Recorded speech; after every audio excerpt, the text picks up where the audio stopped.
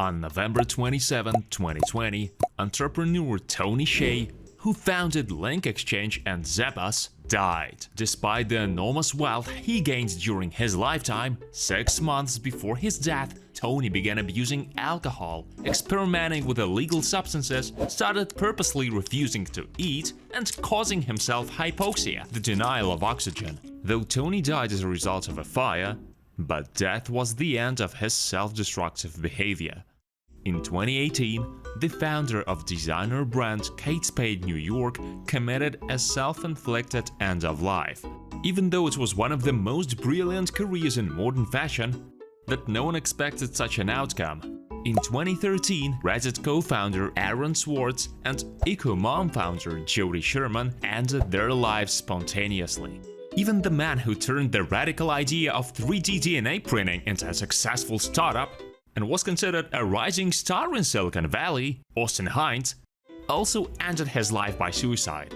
And this is only a small part of those who, despite their success in life and wealth, suffered from the same psychological disorder, depression.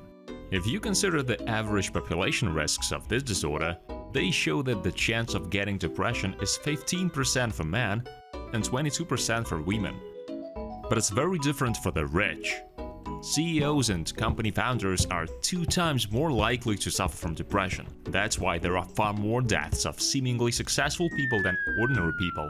Impostor Syndrome, although it's not official psychiatric diagnosis, almost all rich people have it, and perhaps even everyone has experienced it. Once, Shirzad Shamin was conducting a leadership development seminar with over 100 successful people.